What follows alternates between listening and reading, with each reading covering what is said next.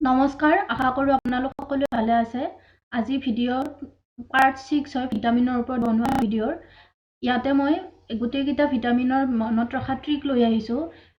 আৰু ট্ৰিকটো কোৱাৰ আগতে দুই এটা কথা ক'ব লাগিব। প্ৰথম কথা হৈছে এইটো ভিডিঅ' চোৱাৰ আগতে পাৰ্ট 4 আৰু পাৰ্ট 5 কেইটা চালে ভালকৈ এই মানে মেমৰি ট্ৰিকটো মনত থাকিব, কাৰণ মেমৰি ট্ৰিকত যেনেকৈ মই ট্ৰিক বনাইছোঁ তো সেই হিচাপত এই নামকেইটা অকণমান আগৰ ভিডিঅ'ত কেনেকৈ জড়িত হৈ আছে সেইটো মই তাত কৈ দিছোঁ। সেইকাৰণে সেইকেইটা ভিডিঅ' চালে বেছি ভালকৈ বুজি পাব বা বহুত সহজতে মনত থাকিব। আৰু মই ভিডিঅ'টো বনাওঁতে মেমৰি ট্ৰিকটো বনাওঁতে বহুত কমন বস্তু কিছুমান ৰিলেট কৰিছোঁ। যদি মই মোৰ এক্সপিৰিয়েঞ্চ হিচাপত যিকোনো বস্তু ৰিলেট কৰি দিওঁ তেতিয়া বেলেগে হয়তো এইটো পটককৈ বোধগম্য কৰিব নোৱাৰিব, কাৰণ সকলোৰে মানে একেটা বস্তুৰ এক্সপিৰিয়েঞ্চ নাথাকে। কিন্তু এতিয়া যদি মই ভিটামিন এৰ ওপৰত কওঁ, চকু ৰিলেট কৰি বনাইছোঁ, চকুটোৰ বিষয়ে সকলোৱে জানে, গতিকে এনেকৈ গোটেইকেইটা মানে জনা শুনা বস্তুক লৈ পেলাই মই নামকেইটা ট্ৰিক বনাইছোঁ। ভিডিঅ'টি চাই কেনে পাই কমেণ্ট কৰিব আৰু লাইক শ্বেয়াৰ কৰিবলৈ নাপাহৰিব। আৰু ফ্ৰেণ্ডছবিলাকৰ মাজত শ্বেয়াৰ কৰি দিলে সকলোৱে জানিব পাৰিব আৰু ময়ো অকণমান মটিভেশ্যন পাওঁ। এতিয়া প্ৰথমতে মই আৰু ইয়াতে মই বি কমপ্লেক্স ভিটামিনটো লোৱা নাই, কাৰণ বি কমপ্লেক্সত B1 পৰা B12লৈ গোটেইকেইটা ভিটামিন বেলেগকৈ মেমৰি ট্ৰিক বনাই পেলাই নেক্সট ভিডিঅ'ত আনিম। ইয়াতে মই এৰ পৰা কেলৈ গোটেইকেইটা লৈছোঁ, খালি B2 লোৱা নাই, B2 বেলেগকৈ দিম। এতিয়া আমি ভিডিঅ'টো আৰম্ভ কৰিছোঁ। ভিডিঅ' ট্ৰিকটো এনেকৈ জড়িত হৈ আছে। প্ৰথমতে মই যিটো ভিটামিনৰ ট্ৰিক ক'ম, সেই ভিটামিনত প্ৰথমতে সেই ভিটামিনটো কিহত কাম কৰে সেইটো কৈ পেলাই সেই কামৰ লগত ৰিলেট কৰি মই ট্ৰিকটো বনাইছোঁ। এতিয়া মই আগত নামবোৰ ক'লে আপোনালোকে ধৰিব পাৰিব। উদাহৰণস্বৰূপে যদি কওঁ ভিটামিন এ, আমি সকলোৱে জানো চকুৰ কাৰণে ভাল, ঠিক আছে। আকৌ চকুত কি থাকে, ৰেটিনা বুলি বস্তু এটা থাকে। তো ৰেটিনাত কি শব্দ আছে, ৰেটি, ঠিক তেনেকৈ ভিটামিন এৰ নাম কি হয়, ৰেটিনল। তো ভিটামিন এ চকুৰ কাৰণে ভাল, চকুত থাকে ৰেটিনাৰ পৰা ৰেটিনল। এতিয়া প্ৰথমতে গোটেইকেইটা এটা এটাকৈ কৈছোঁ আৰু শেষত গোটেইকেইটা কুইক ৰিভিজন হিচাপে আকৌ এবাৰ শেষত কৈ আছোঁ। ভিটামিন চিটো বহুত বেছি সহজ হয়। ভিটামিন চি বুলি ক'লে আমাৰ পটককৈ টেঙাজাতীয় বস্তুৱে মনত আহে, কাৰণ চি ভিটামিন টেঙাজাতীয়, কমলা বা মৌচুমী বা নেমু টেঙা এইবোৰত ভিটামিন চি থাকে, বিভিন্ন ধৰণৰ এনেকুৱা টেঙাজাতীয় বস্তুত। গতিকে টেঙা বুলি ক'লেই আমাৰ কি হয়, টেঙাটোক কি বুলি কোৱা হয়, এচিড।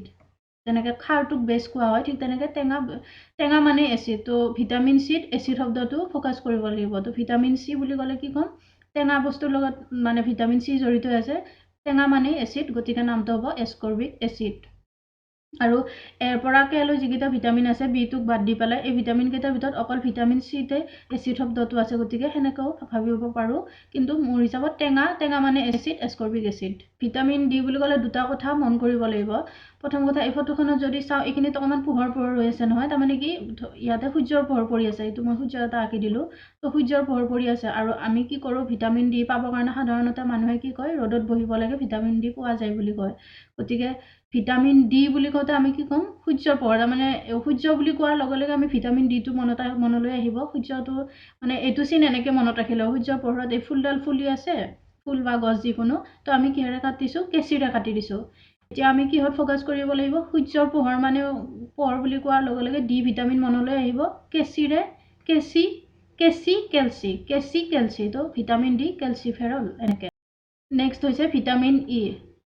বহুতে জানে কি যে ভিটামিন ই, মানুহে কি কৰে, ভিটামিন ই যিবিলাক টেবলেট পায়, সেই টেবলেটবিলাক আনি পেলাই বহুতে কি কৰে, টেবলেট মুখত লগায় বা স্কিনত, মানে স্কিনৰ কাৰণে ভাল ভিটামিন ই, আৰু বহুতে ভিটামিন ই স্কিনৰ কাৰণে খায়।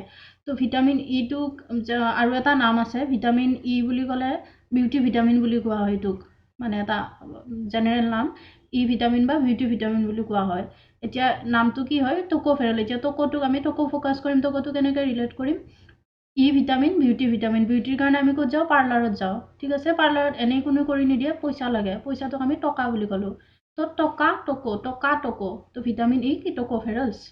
ভিটামিন ই বুলি ক'লে কেনেকৈ ক'ম, ভিটামিন ই বিউটি ভিটামিন। বিউটিৰ কাৰণে কি মেইনটেইন কৰিব লাগিলে কি লাগে, টকা লাগে, টকোফেৰলছ।